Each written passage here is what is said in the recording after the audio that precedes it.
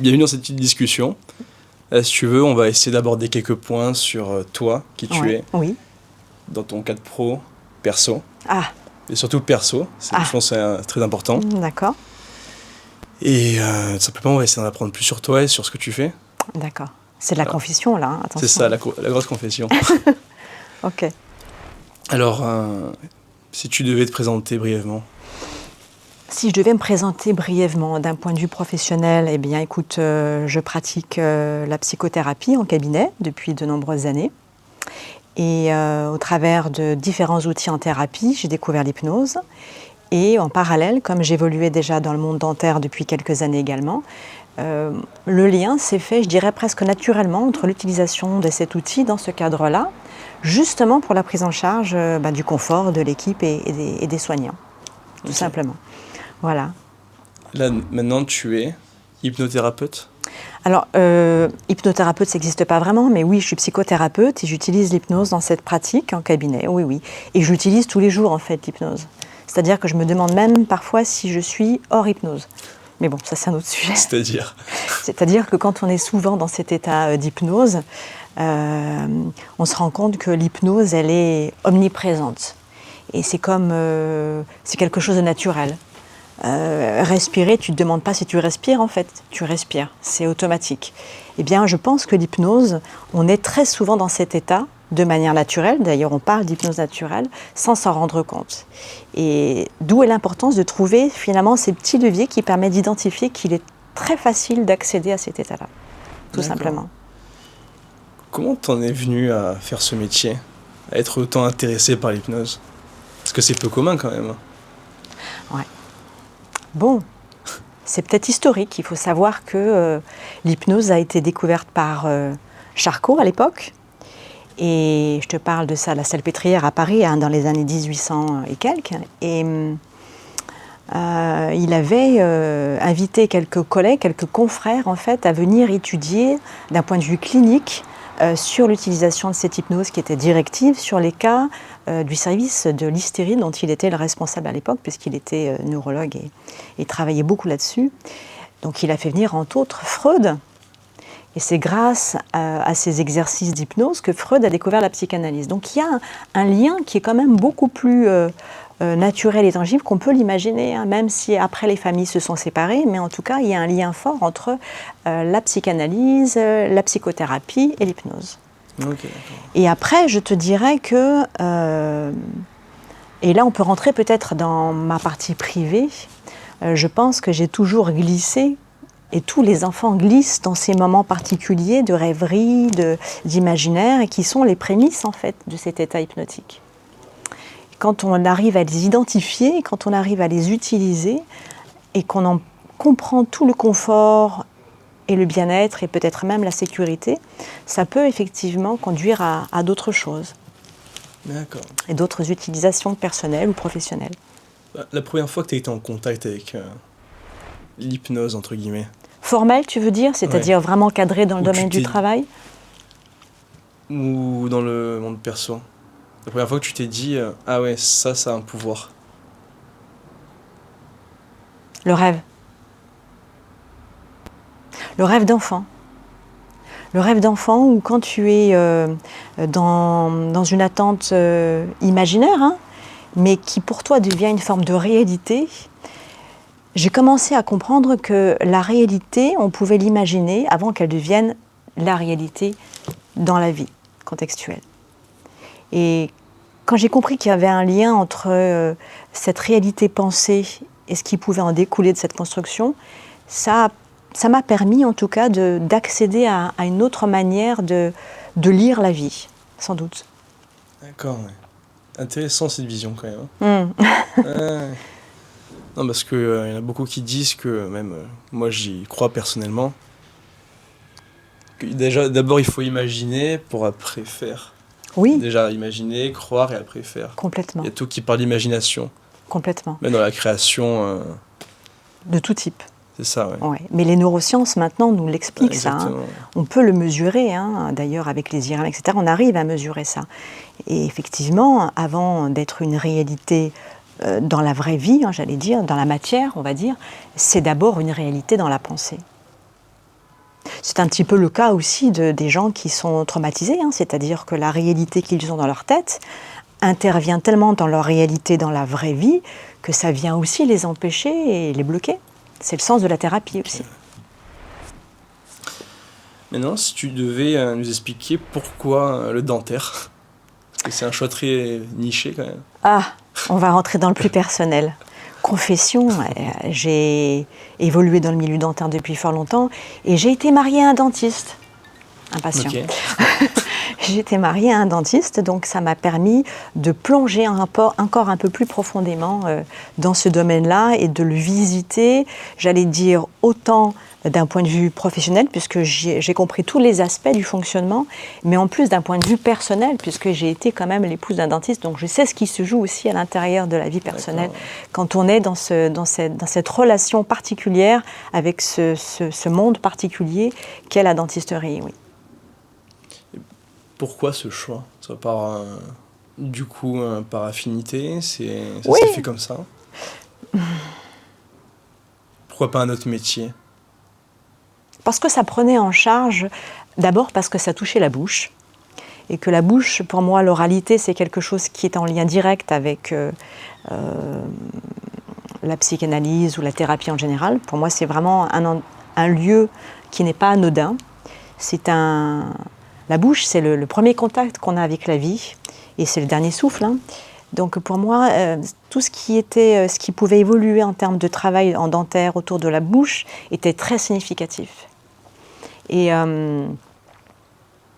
la part psychologique autour de cette bouche, je trouve qu'elle n'était pas suffisamment perçue ou entendue par l'équipe soignante. C'est pas un défaut, c'est juste une absence de formation à cet endroit pour les soignants. Et ça m'a, moi, personnellement, beaucoup interpellée. D'accord. Écoute, c'est très drôle, parce qu'il s'avère qu'on est dans le cabinet du docteur Carcenti. C'est ça. Pascal Carcenti, je pense que tu le connais un peu. Un petit peu maintenant, depuis quelques temps, effectivement. Et bien il s'avère qu'il veut te parler. Ouais. Là, on va échanger avec lui. Avec plaisir. Et tout simplement, on va essayer de comprendre comment vous arrivez à vous apporter de la valeur mutuellement. D'accord, avec grand plaisir. On va passer à cette petite discussion. Super, je te remercie. Alors, bonjour Pascal. Bonjour Baptiste. Comment vas-tu? Je suis très heureux de ce petit entretien que nous envisageons de faire ensemble. En tout cas, merci beaucoup de nous accueillir dans ton cabinet. Très beau cabinet d'ailleurs. On voit beaucoup de belles œuvres d'art. Ah, l'art, c'est au cœur de ma vie. C'est vrai? C'est l'art dentaire aussi. Ça peut être l'art dentaire, Ouais. c'est l'esthétique, c'est tout ça. En tout cas, merci beaucoup, c'est très gentil. Très beau cabinet en tout cas. C'est gentil, merci Baptiste. Si tu veux bien, on va essayer un peu d'aborder des points avec Christine, Oui, qui sont les suivants. C'est-à-dire un peu voir quelle valeur vous apportez chacun, comment tu perçois son travail, et réellement quelle est la plus-value qu'elle peut t'apporter dans une opération, brièvement. Mais avant, si tu peux te présenter. alors moi je suis le docteur Carcenti, je suis installé à Toulon depuis 25 ans et j'ai un exercice qui est quand même orienté vers la parodontologie essentiellement et l'implantologie. Et je pratique cette vision globale de la dentisterie avec une équipe qui est autour de moi et qui me permet de travailler dans les meilleures conditions. Une petite nouvelle dans l'équipe, lorsque nous préparons nos masterclass chirurgicales, depuis quelques années déjà, elle vient nous entourer. C'est Christine Barbarit qui est psychothérapeute et hypnothérapeute. Et ça a été une belle rencontre professionnelle il y a un peu moins d'une dizaine d'années. Et on travaille ensemble, on va dire, en bonne harmonie, dans l'intérêt du patient. Pourquoi? Parce que grâce à son expertise et à sa connaissance du domaine, elle prépare nos patients à la chirurgie, elle leur fait un petit entretien personnel, elle les met en condition de relaxation maximale et ces patients, ils arrivent au bloc dans les meilleures conditions intérieures, extérieures. Leur corps et leur tête sont prêts pour recevoir une chirurgie et bien l'intégrer, bien la vivre. Et j'ai remarqué en fait que dans le temps, et on commence à avoir un petit recul clinique là-dessus, les chirurgies, lorsqu'elles ont été préparées par un hypnothérapeute comme Christine, ont une suite opératoire beaucoup plus simple. Il y a des meilleurs états de cicatrisation. Le patient étant en confiance, je pense que ça doit jouer dans tout son corps, dans tout son vécu. Et donc ça, c'est une valeur ajoutée pour un chirurgien comme moi. Et en même temps, j'ai eu la chance avec Bruno et Christine, qui étaient en binôme à l'époque, de faire un travail sur moi-même aussi, je me suis formé à l'hypnose et ça m'a aidé dans ma vie personnelle, ça m'a apporté vraiment une dimension supérieure, je pense. Attendez pas à une réponse aussi parfaite. Très bien détaillée. Voilà. Et ça, réellement, tu l'as vu à partir de la première collaboration qu'il y avait un changement ? Dès la sortie de la formation dans l'hypnose, à l'époque c'était dans les environs de Béziers, parce que maintenant Christine se déplace un peu partout en France. Ça, on en parlera aussi dans l'hypnose. Voilà. J'avais fait dans l'hypnose déjà à l'époque, et j'y étais allé en tant que praticien. Et je pensais y aller pour pouvoir pratiquer l'hypnose auprès de mes patients. Et en réalité, je me suis rendu compte que ça m'apportait moi des réponses personnelles dans ma vie de père de famille, tout ça. Ouais, ça m'a aidé à mieux diriger mes relations familiales aussi, mes relations amicales. Ça m'a aidé à mieux comprendre l'âme humaine, en fait. La communication. Communication, oui, bien sûr. La communication, les difficultés aussi qu'on peut rencontrer, les zones de friction, comment les aborder pour ne pas rentrer en conflit avec les autres, et puis pour essayer de trouver des axes de communication qui soient les plus fluides et sereins possibles. C'était sur Narbonne, je me souviens très Narbonne. bien. Ouais. Narbonne. Dans ce lieu très sympa. Ouais, c'était très beau. C'était un très beau moment. Et on a eu en plus le loisir de s'auto-hypnotiser et de s'anesthésier. Je ne sais pas si tu te souviens. On avait eu ce... Oui, de l'auto-hypnose. Tu te rappelles? Oui, oui, je me souviens. Voilà. C'était toi qui dirigeais les exercices. Ouais. Et j'avais été un peu surpris quand même que je m'étais fait une anesthésie loco-régionale. L'hypnoanalgésie. Voilà. Complètement. Tu te rappelles? Et franchement, c'était la même chose qu'après une tronculaire, quoi. Ouais. La moitié de la mâchoire était complètement endormie. Et je sentais que si on me faisait une extraction dans ces conditions, peut-être qu'elle aurait été complètement supportée. Sans même tu vois, ou même un détartrage. Voilà. C'est vraiment un confort ajouté. Ouais. Mais là, c'était profond. C'était vraiment très endormi. Bien sûr. Quoi. Et on avait fait des tests ensemble. Voilà, c'était très intéressant. C'est vrai que cette session, c'est ce que tu évoques. Et c'est vrai qu'on y vient pour la question de l'apprentissage d'un outil dans la pratique dentaire, mais on a la rencontre avec l'hypnose en tant qu'humain. Ouais. Et c'est là qu'on aperçoit toutes ces dimensions, en fait. C'est-à-dire que on peut, à travers cette... alors, c'est pas de la manipulation, hein, on en est loin. C'est de l'optimisation. On peut, dans le rapport à l'autre, véhiculer un message qui va apporter que du positif. Et ça, je trouve que c'est une force. C'est comme un arsenal thérapeutique. Exactement. qui est méconnu. Peut-être il commence à y avoir un peu plus de connaissances dans le monde de la chirurgie dentaire sur le sujet de l'hypnose. Il commence à y avoir en France une meilleure approche en fait des questions de l'hypnose, parce que c'était vécu par le monde dentaire comme une médecine parallèle. Hein. Donc il y avait un peu ce côté ésotérique, tout ça, qui faisait que les gens voyaient ça presque comme quelque chose de en dehors de notre métier. L'amalgame qui est fait entre l'hypnose médicale et l'hypnose de spectacle. C'est ça. Et c'est vrai que les soignants n'avaient pas cette différenciation, en fait, par manque d'information. Par défaut d'information. Et aujourd'hui, on peut dire que 10 ans après ce stage qu'on a fait ensemble, grâce aussi aux communications que tu fais et que d'autres font, mais toi tu les fais de manière assez régulière, donc tu commences à être bien connu dans le monde dentaire. Et puis adapté surtout à votre pratique spécifiquement. Mettre en situation d'hypnose un patient en quelques minutes, grâce à l'hypnose érectionienne, c'est quand même quelque chose de pratique. C'est pas quelque chose de difficile, on va pas passer 2 heures à préparer un patient. Ça se fait en quelques minutes. Et le patient, il est hyper réceptif. Et en fait, c'est un cadeau qu'on fait au patient. Un beau cadeau. C'est clair. Et que vous faites aussi en tant que soignant, parce que c'est votre signature, l'empreinte que vous allez laisser de cette prise en charge. Malheureusement, même si vous avez fait un acte technique magnifique, c'est presque une attente légitime pour le patient. Cet ajout-là, il va changer complètement la relation que vous allez avoir au patient. C'est-à-dire que là, le patient n'attend pas ça. Et ce qui est apporté dans cette dimension-là humaine, ça ne s'enlèvera jamais. Non. Ça ne fera que de se renforcer justement Ouais. avec le temps. Je ne sais pas si tu te souviens, Christine, on avait fait une chirurgie assez lourde à une patiente qu'on avait mis en situation d'hypnose et qui avait vécu une scène un peu particulière. Tu t'en souviens? Alors, on en a Une- fait plusieurs, hein, Oui, qui alors étaient un peu cette dame, particulières. non, c'était magnifique. Elle était dans l'émerveillement parce qu'elle Ah, avait le jardin. revécu le jardin. Oui, Tu te rappelles? oui, complètement. Et elle était très étonnée aussi de la synchronicité qu'il y avait entre ce que je lui disais et ce qu'elle vivait C'était fort ça, hein. de manière totalement décalée, c'est-à-dire que ce qu'elle pensait, ce qu'elle ressentait, à quelques microsecondes près, c'est ce que je lui proposais. C'est comme si on avait une lecture mutuelle de quelque chose qui n'existait que pour l'une et pour l'autre, mais qui se retrouvait dans un autre espace. Ouais. Et ça l'a énormément troublée. Mais surtout, ça l'a remplie de joie parce qu'elle a rencontré ses parents défunts C'est ça, et ils étaient vivants c'est ça. dans son vécu, Dans son dans jardin son imaginaire. voyage. Et toute la force, la puissance, j'allais dire, d'enracinement du travail que tu as fait, ça a apporté vraiment aussi C'est ça. Il y avait tout Parce qu'elle simplement, pose d'implant à ce on moment-là. posait un implant et elle était dans un acte de jardinage. C'est ça, C'était très beau. oui.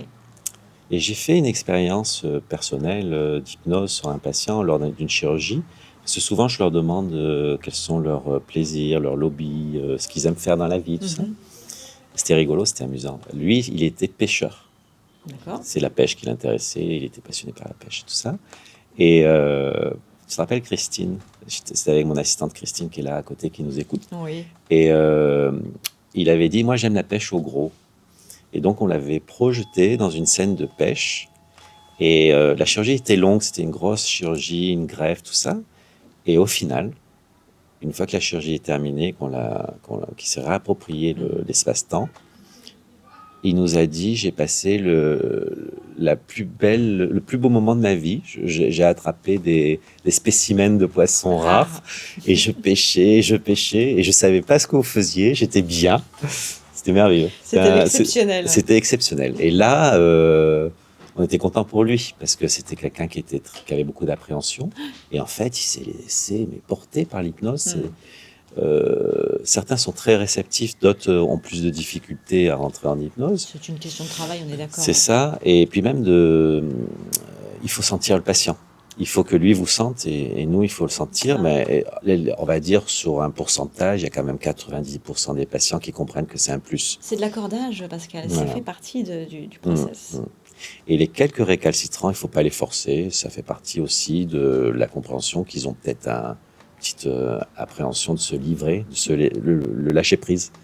Et donc, j'insiste pas. Quand vraiment je sens qu'ils sont en frein, j'insiste pas. Mais c'est vrai que sur les enfants, en particulier, parce que les soins sur enfants, les soins pédiatriques, c'est particulier. Quand c'est des enfants difficiles ou des enfants réfractaires, l'hypnose, alors là, ils y plongent, mais à une vitesse, c'est impressionnant. Parce que justement, les enfants, ils sont déjà dans cet état d'hypnose de manière très régulière. C'est ça. C'est juste les ramener un petit peu, mais l'hypnose avec les enfants est très différente d'avec les adultes. Elle est beaucoup plus facile et ils ne le vivent pas de la même manière d'ailleurs.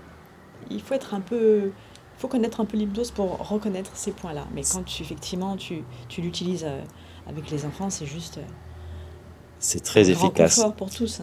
Alors en chirurgie, le binôme aussi, on n'en a peut-être pas assez parlé, entre l'assistante et le praticien, peut être intéressant. C'est-à-dire que non seulement tu formes les dentistes, mais tu formes aussi leurs assistantes. Bah, les mises en situation sont faites comme ça. C'est ça, le travail qu'on fait en formation, il est en binôme. Oui.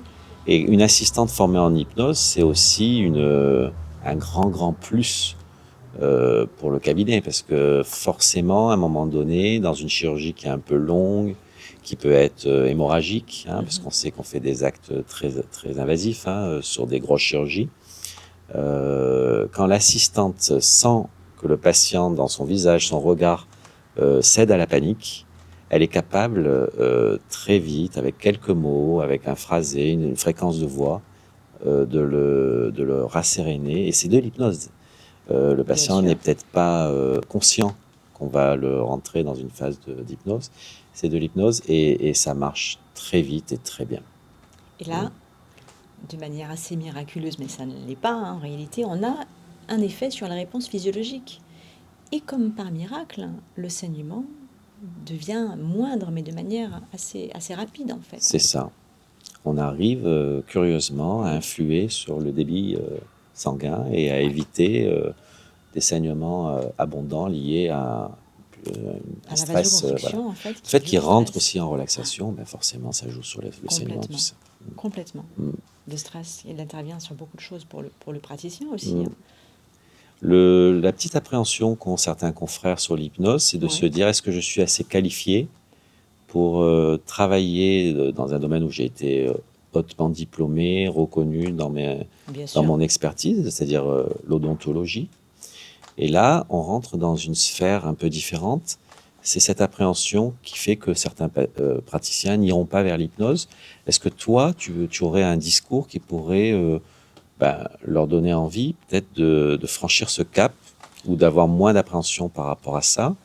Et est-ce qu'à l'issue de tes formations, ils auront cette compétence qui leur permettront, en autonomie, sans que tu sois présente, de créer des actes d'hypnose?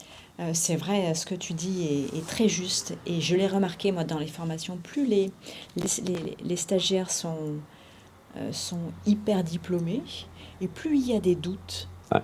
Hein, et parce qu'en fait, plus on a de connaissances et plus on réalise qu'il y a beaucoup de choses qu'on ne connaît pas, c'est ce qui crée ce doute.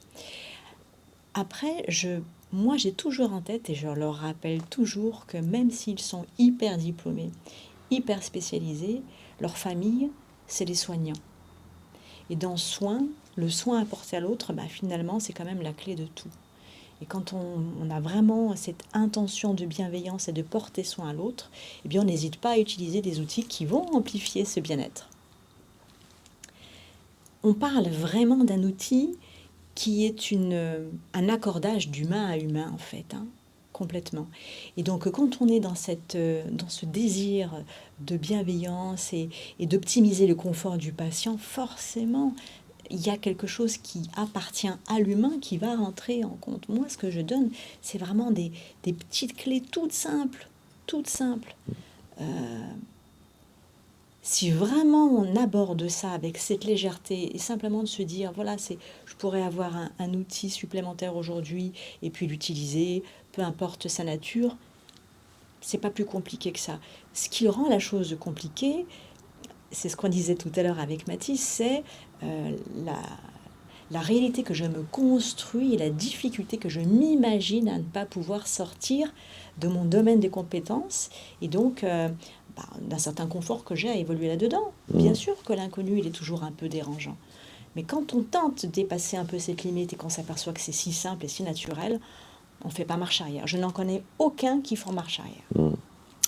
Ce que je tiens à dire aussi, moi, en tant que praticien qui pratique l'hypnose, c'est qu'il ne s'agit pas, à travers le regard, de prendre possession Non. du cerveau du patient. On n'est pas du tout dans du Messner ou des choses comme ça. Hein. Pas du spectacle. On n'est pas dans du spectacle. C'est simplement le rythme de la voix, le phrasé. Il y a des techniques, il y a des mots-clés. Des mots-clés qui fait que le patient rentre en synergie avec nous et qu'on est en Plutôt l'inverse, je dirais même. Hein. Et on peut, oui. C'est plutôt le patient qui rentre en synergie. Oui, c'est ce que je dis. Le praticien qui rentre en synergie. Et ça peut être aussi le praticien. Le but, effectivement, c'est de venir le chercher pour l'emmener dans sa zone de confort. Il y a un accordage. Il y a un accordage.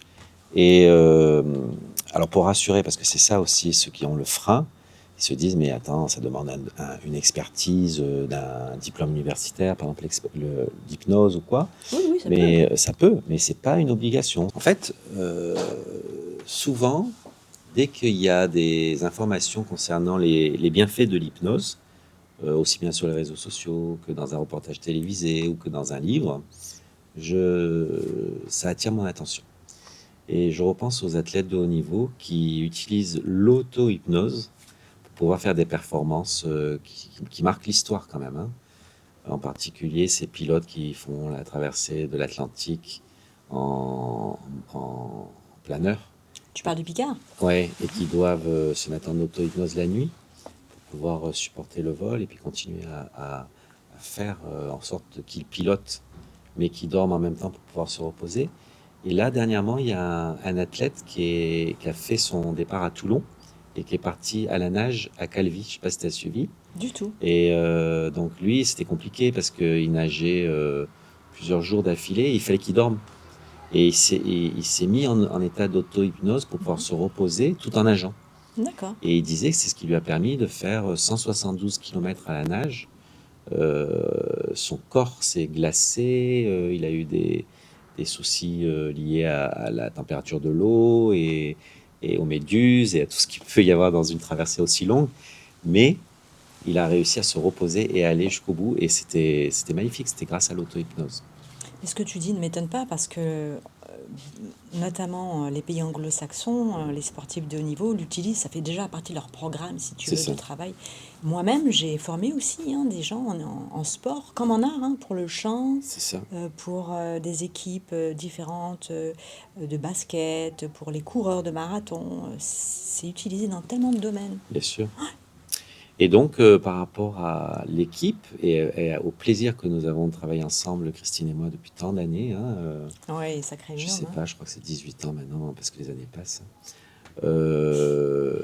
Et elle aussi, elle a cette force mentale de comprendre quels sont les enjeux d'une prise en charge hypnotique, mais aussi thérapeutique. Hmm. Et donc, je m'appuie beaucoup sur elle, parce que c'est vrai que c'est pratique quand c'est elle qui induit le patient, et qui moi qui suis dans l'acte technique, qui me concentre plus sur l'acte technique, et Christine qui procure au patient cet état de relaxation. Oui, qui fait le relais en fait. Elle fait le relais, donc je vais lui donner la parole, et je pense qu'elle a plein de choses à donner, le regard d'une assistante dentaire et aussi le regard d'une professeure au sein des écoles d'assistants dentaires, Oui, de la du CNQAOS. oui. Donc elle a une vision qui est très complète du métier. Je pense qu'elle a une belle expertise par Oui. rapport au milieu des assistants dentaires, C'est sûr. et une très jolie personnalité aussi. Donc c'est à elle de prendre la parole. Super. Christine, c'est à toi. Merci. Merci à toi. Merci. Alors je me présente, donc je suis Christine, je suis assistante dentaire depuis quelques années, une trentaine d'années, et je travaille avec le docteur Carsanti Pascal depuis 18 ans. Donc une très belle rencontre avec Pascal et une très belle relation également. Je travaille ici, je suis heureuse de travailler ici au sein de l'équipe, de l'ensemble du cabinet, de vivre les masterclass, des moments qui sont extraordinaires avec les assistantes et les praticiens, et aussi d'avoir rencontré lors d'une masterclass Christine. Et là, évidemment, c'est une belle rencontre également. Et d'ailleurs, avec le biais du docteur Carsanti qui nous fait participer à toutes les masterclass, il a pu organiser donc une journée avec Christine, et donc on a fait une approche avec l'hypnose. L'hypnose, c'est quelque chose qui est vraiment, c'est un outil de communication extraordinaire qui permet d'améliorer le confort du patient. Donc, et cela permet évidemment dans ce cas-là, dans les cas de séances d'hypnose, de réduire l'anxiété du patient, la peur aussi, car beaucoup de patients, beaucoup de personnes ont peur du chirurgien dentiste. Donc il y a des personnes qui sont phobiques par rapport aux praticiens, par rapport au chirurgien dentiste, et l'hypnose donc permet, si vous voulez, d'aider à réduire cette phobie. Voilà, et après bien sûr il y a d'autres. Donc c'est aussi un moyen de concentration aussi, donc qui permet à l'hypnose de gérer, si vous voulez, ce stress, et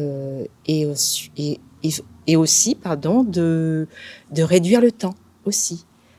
Certaines personnes ont l'impression que la séance elle a été courte, mais en fait elle a été longue, puisque souvent quand on fait des interventions qui durent 1 heure, jusqu'à 3 heures, grâce à l'hypnose, le patient a l'impression que la séance était courte. Ah oui. Donc en fait, il y a une réduction au niveau du temps. De la perception, tu De veux la dire. perception La du distorsion temps. temporelle, oui, Voilà. oui, tout à fait, c'est très juste. C'est quand même un sacré confort, ça, hein, pour le patient. Oui, oui, oui, c'est un sacré confort et puis en même temps, donc c'est un confort pour le patient et aussi c'est la confiance. Complètement. Il y a une confiance, entre le praticien et le patient. Ça, tu en as le retour, toi, dans ta pratique, du coup? Oui, alors en fait, oui, le retour, c'est que le patient, en fait, il est beaucoup plus serein. Il est beaucoup plus serein lors de la visite chez le dentiste, chez le praticien, par rapport justement à l'hypnose. D'accord. Il te l'exprime comment? Ben, il me l'exprime grâce justement à l'hypnose qui a été apportée lors d'un soin. C'est-à-dire il a la sensation, bon, si tu veux, il a une gestion du stress qui est beaucoup plus développée. Donc cela lui permet justement de venir plus serein au cabinet dentaire. Et tu as l'impression, toi, que ça impacte ta relation avec le patient, justement, le fait que tu apportes cet outil-là? Oui, oui, tout à fait. C'est l'impact, ben, c'est la confiance. C'est la première chose. Et on te le dit? Oui. Non, ça, c'est quand même Voilà. un cadeau incroyable pour un Oui. soignant aussi, hein. Oui, absolument. Pas de souci. J'aimerais beaucoup qu'on aborde peut-être une expérience que vous avez partagée. Je ne sais pas si vous avez un cas Oui. clinique ou quelque chose qui est intéressant à raconter. Alors le cas clinique, c'est le cas que Pascal a évoqué, c'est-à-dire la patiente, je me rappelle parfaitement, c'est une patiente avec qui justement j'ai beaucoup d'affinités. C'est une D'accord. patiente qui s'est beaucoup confiée D'accord. et je l'aime beaucoup cette femme. C'est quelqu'un vraiment de sensible. Ça aussi, il faut le dire, les patients qui demandent à faire de l'hypnose, ce sont des patients aussi qui sont sensibles. Et cette personne, je l'aime beaucoup.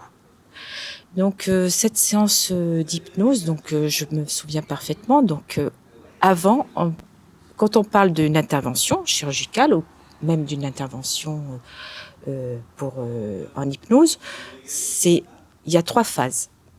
Il y a avant, pendant et après. Donc c'est pareil pour l'hypnose et c'est pareil pour les interventions chirurgicales.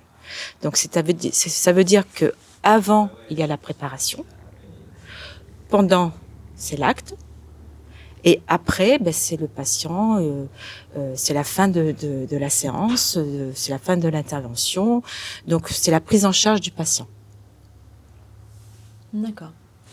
Alors, et alors du coup, cette patiente spécifiquement, quel souvenir est resté de ce moment-là partagé? Alors de ce moment-là partagé, donc comme moi j'étais l'assistante du docteur Carsanti pendant l'intervention, donc bon moi j'écoutais évidemment ce que tu disais à la patiente, donc tu étais le guide à ce moment-là. Et la patiente, je ressentais, alors moi c'est mon ressenti évidemment, Bien hein, sûr. c'est mon ressenti. Pour moi la patiente, elle était en état de transe, complètement. Après la séance, j'ai toujours pareil avec mon ressenti. Elle était bien. Et elle a trouvé justement que la séance, elle était courte, puisqu'elle était tellement plongée. Elle était dans ce jardin et après elle nous expliquait qu'elle était avec ses parents. Donc c'était un moment merveilleux pour elle. Même de le dire, j'ai l'impression d'être encore à ce moment-là. Donc elle a eu un ressenti qui était bien évidemment... Enfin, c'était pour elle, ça a été vraiment, je pense, une révélation. Elle a compris ce que c'était l'hypnose. Et je pense que elle a continué sur ce chemin pour l'aider. Bon, c'est bien. Oui, oui, c'est sûr que ça a été. C'est vrai que lors de ma présence sur les différentes masterclass avec Pascal Carsanti, tu n'es pas toujours aux 4 mains avec lui. Et là, c'était un moment qu'on a vraiment partagé tous les 3 en trio. On était très proches. Et c'est vrai qu'on avait ce désir commun d'intervenir sur ce bien-être et cette prise en charge. C'était très, très enveloppant de sécurité et de confort. Et c'était un moment effectivement très intense pour cette patiente qui ensuite elle s'est réassociée, elle a témoigné de ça, de son ressenti. Et ses paroles, en tout cas, son retour à elle, c'était aussi quelque chose d'extrêmement fort Très fort. dans son vécu, dans son expérience. Oui, complètement. Complètement. Je sais pas si vous pouvez rentrer dans le détail. Je pense pas, ou je vous pose la question quand même. Est-ce que vous pouvez peut-être essayer d'éclairer les téléspectateurs sur comment se passe une prise en charge? Comment vous, comment je veux dire, Comment on prépare comment le vous patient? préparez le terrain et comment ça se passe pendant et quels échanges vous avez entre vous? Ok. Alors, entre nous, Entre vous deux et aussi un chirurgien. Tu permets que j'introduise, Christine? Ah oui, oui. En fait, là, si tu veux, ta question est très intéressante et on va avoir du coup des points de vue différents. Moi, je vais avoir le point de vue de l'intervenant, justement, de l'hypnose. Et du coup, Christine aura peut-être plus une vue technique, en fait, de la mise en situation. Là, on parle vraiment du contexte de la masterclass, mais en fait, elle serait un copier-coller de tout type de prise en charge dans le cabinet. Moi, dans la masterclass, je prends à part le patient et je fais un travail de préparation qui sera sans doute celui aussi de l'assistante en cabinet, qui va être une proposition d'échange d'un outil de confort et quelques exercices en fait pour dédramatiser un peu aussi la croyance que peuvent avoir les patients. Voilà, donc en 3 temps, c'est ce que tu disais, hein, en amont, au fauteuil et après. Petits exercices. Le fait que le patient ait fait ces exercices, il va quand même vivre l'état de transe hypnotique, d'accord? Quand il en ressort, il sera beaucoup plus simple ensuite de le remettre dans cette transe quand il sera au fauteuil. En fait, ce sont des stratégies pour le faire plonger plus rapidement et plus profondément. Parce qu'on sait très bien qu'une des difficultés quand même dans la prise en charge dentaire, c'est la question du temps. On n'a pas de temps. On n'a pas de temps à perdre, donc il faut optimiser au maximum que ce soit presque immédiat. Et quand on gère bien ces temps, eh bien, effectivement, on peut avoir une réponse immédiate. Le présenter sous forme d'exercice au départ va permettre ensuite au fauteuil d'obtenir immédiatement cette réponse et cette mise en transe du patient et pouvoir tout de suite commencer le soin ou la chirurgie comme on attend. Qu'est-ce que tu en penses, Christine, par rapport à ça? Je confirme tout à fait ce que tu viens de dire.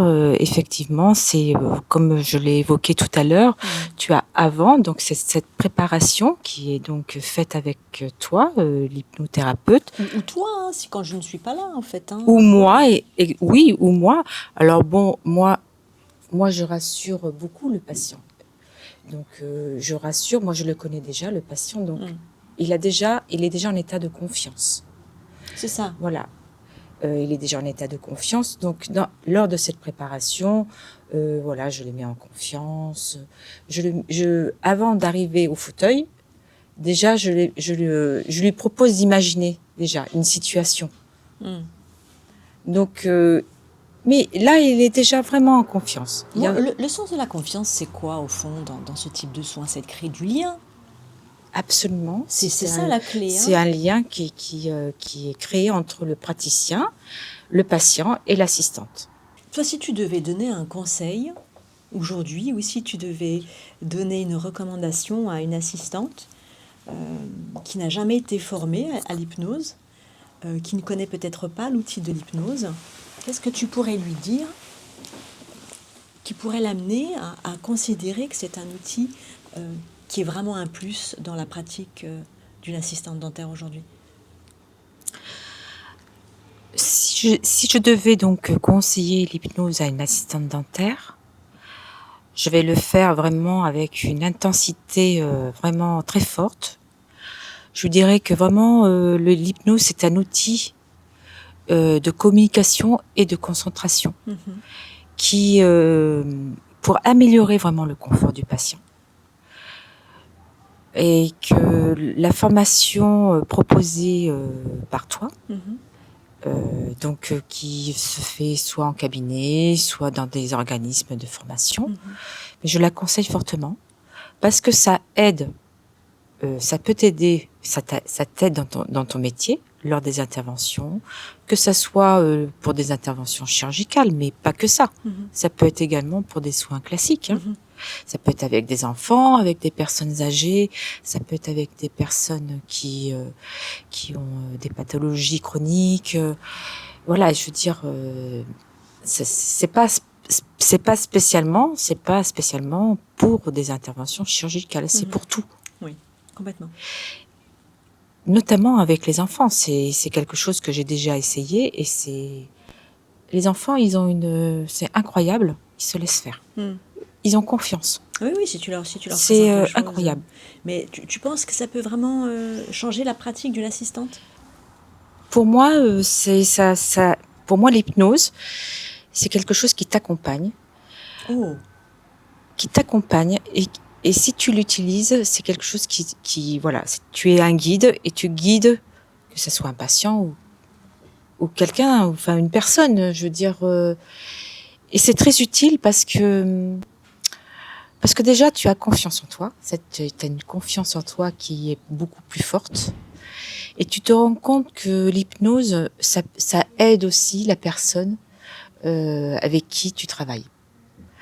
Donc, pour moi, c'est quelque chose qui est, je vais pas dire indispensable, mais c'est une pratique qui doit être vraiment proposée aux assistantes dentaires. Parce que une fois qu'elles sont diplômées, d'ailleurs, moi, je leur dis souvent, je leur parle toujours de l'hypnose. Je leur parle des formations en hypnose, mais bien sûr, tout ce qui est mention complémentaire en implantologie, administrative, en ODF. Mais je parle toujours de l'hypnose. Est-ce que tu crois que ça amplifie la reconnaissance du patient dans votre pratique? Le fait d'utiliser l'hypnose, est-ce que tu penses que le patient finalement est plus reconnaissant de ça? Est-ce qu'il vous l'exprime? Mais tout à fait. Ce qui n'est pas rien quand même pour l'assistante, d'avoir aussi, tu vois, cette reconnaissance-là, parce que c'est pas un métier des plus simples, c'est un métier qui est complexe et qui est assez dur, et d'avoir aussi cette reconnaissance du patient, c'est quand même une belle plus-value, ça fait du bien, comme on dit. Tout à fait, c'est une belle récompense. Ouais, c'est tellement juste ce que tu dis quand tu dis l'hypnose, c'est quelque chose qui accompagne. Je trouve que c'est tellement juste, en fait. C'est quelque chose qui accompagne. Tout à fait. Complètement. Merci. Merci de m'avoir écouté. Maintenant, j'apparais à la caméra. Bonjour. Bonjour Mathis. Bonjour Christine. Déjà, qu'est-ce que tu en as pensé un peu de ces échanges que tu as eu avec Pascal et avec Christine? Écoute, pour moi, c'était un fort moment d'hypnose.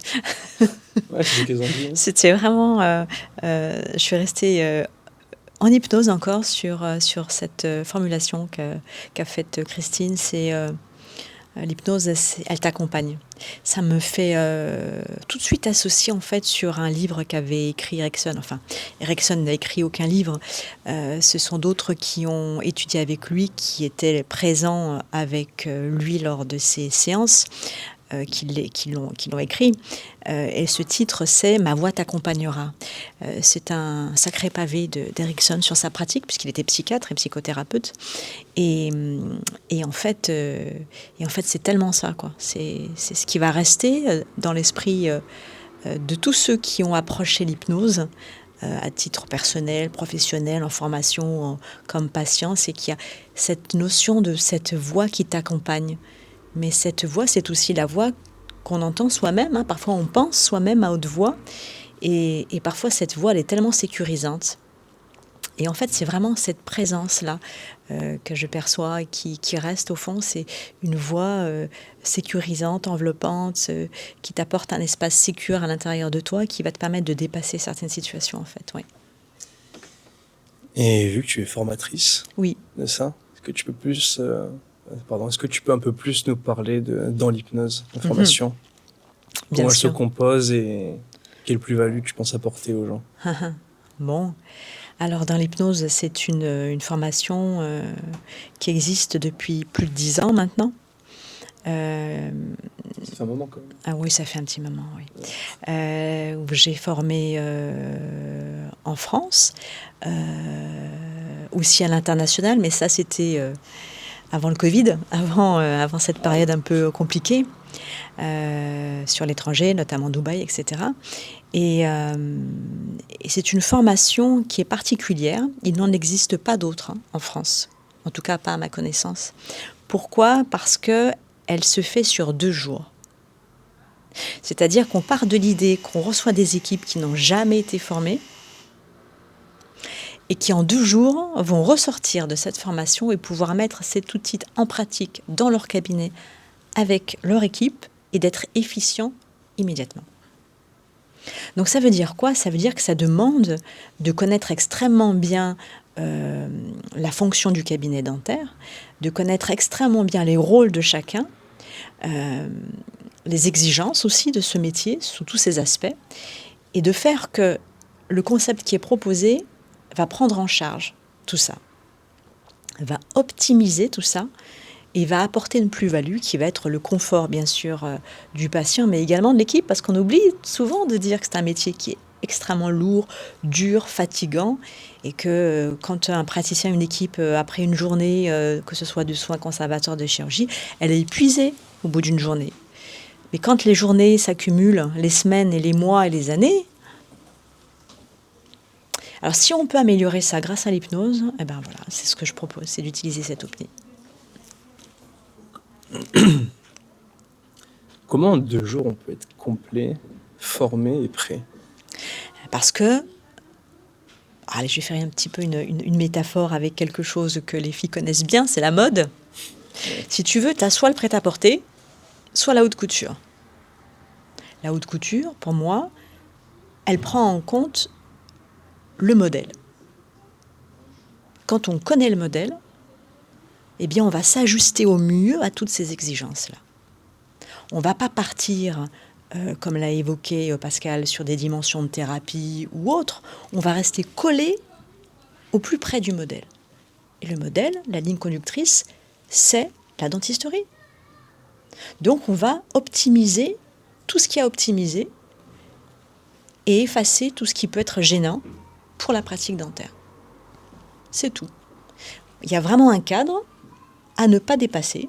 Et quand on suit ce cadre et ce protocole, on optimise, on ne perd pas de temps et on a un résultat immédiat et reproductible. Là, ce qui est intéressant, c'est qu'on a pu voir Christine et Pascal, du coup, qui Oui. peuvent parler de ça, qui disent qu'il y a une vraie plus-value. Oui. Ça, même quand j'étais là sur la chaise, j'ai senti que j'étais relaxé aussi. Oui. Et là maintenant, Ouais, aussi, ouais. Ça fait du bien. c'est confortable. Ouais, c'est sympa. Ouais. Imagine quand tu arrives à un rendez-vous avec un dentiste, que tu es en état de stress, etc.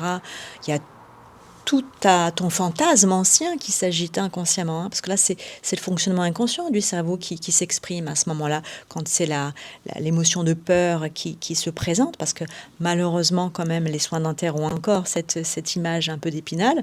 Et bien, dès que cette émotion de peur prédomine, elle vient activer dans la petite bibliothèque de la peur toutes nos expériences du passé face à la peur. Donc, il s'en joue une autre réalité. Pas la réalité du moment, de l'instant matériel, mais toute son expérience passée. Et l'hypnose va permettre justement de s'alléger de ça. On n'a pas besoin de ça, on n'a pas besoin de fantasmer, on a juste besoin de se débarrasser de ça et d'être dans le confort de ce qu'on va nous proposer. Et si on peut être, écoute, au bord de la plage au soleil, c'est quand même plus sympa, non ? Ouais, c'est sympa. Question que je me pose là, qui est intéressante, pour ceux aussi qui regardent la vidéo. À qui tu t'adresses pour cette formation ? Au cabinet dentaire. Alors bien sûr, pas exclusivement, mais dans la grande majorité, c'est de l'hypnose médicale. Donc forcément, ça s'adresse qu'aux personnes du domaine médical et paramédicaux, particulièrement ceux qui prennent en charge la douleur du patient et le stress. Donc ce peut être médecin anesthésiste, kiné, on a eu des obstétriciens, on a eu voilà, différentes personnes qui tournent autour de cette prise en charge de la douleur. On a eu également des prothésistes qui ont fait la formation parce que parfois, dans certains cabinets, ils ont un espace attribué. Parfois, tu as des prothésistes qui sont dans l'enceinte du cabinet, qui sont dédiés à la fonction quotidienne du cabinet et qui ont, par exemple, des prises d'empreintes qui sont faites sur des patients qui ont des réflexes nauséeux, tu vois, avec des reflux, etc. Donc, l'état de stress qui conduit en fait à rendre cet exercice difficile qu'est la prise d'empreinte est totalement atténué, voire disparaît avec l'utilisation de l'hypnose. Donc ça, c'est intéressant aussi pour ces personnes-là. Les assistantes, praticiens, dans le dentaire bien évidemment, puisque c'est quand même dédié, en fait, ce concept est dédié à leur pratique. Voilà, mais elle peut être utilisée par les infirmières, les obstétriciens. Tous ceux qui prennent en charge la douleur et le stress du patient. Voilà. Okay. Mais je fais quand même, dans mes sessions, je regroupe un peu par famille de pratique. Donc en général, le monde dentaire, je le mets avec le monde dentaire, même s'il peut y avoir un certain partage avec très peu d'autres pratiques. Mais voilà, chacun dans sa pratique, c'est mieux. Tu t'adresses à les orthodontistes? Oui, bien sûr. Orthodontistes. Surtout qu'ils sont quand même avec un public particulier qui est celui des enfants et on sait que c'est pas toujours simple de communiquer avec un enfant et c'est pas toujours simple non plus de communiquer avec les parents des enfants et là on se rend compte qu'on peut avoir un effet plus espacé qu'on ne l'imagine, bien sûr, complètement. Orthodontiste, chirurgien, pratique exclusive en dentisterie, soins conservateurs, voilà. Okay. Tu sais, je te donne un exemple tout simple, mais autant c'est intéressant de l'utiliser pour une pose d'implant, autant tu peux avoir un omnipraticien qui va poser une prothèse adjointe et dont le patient va avoir du mal à l'accepter en bouche parce que ça bouge, parce que c'est nouveau, etc. Et quand, en fait, avec une séance, ça peut permettre tout simplement au patient de vivre ça avec confort. Donc c'est bien au-delà d'un simple geste, c'est vraiment améliorer l'ensemble de la pratique sans changer de métier. Bien sûr. Peut-être pour conclure. Oui. Qu'est-ce que tu dirais? Quel message je t'adresserais à des personnes qui n'ont pas encore eu accès à la formation?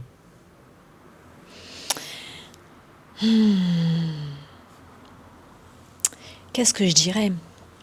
Que c'est une évidence. Que c'est une évidence. Je dirais que l'essayer, c'est l'adopter. Okay. C'est un incontournable.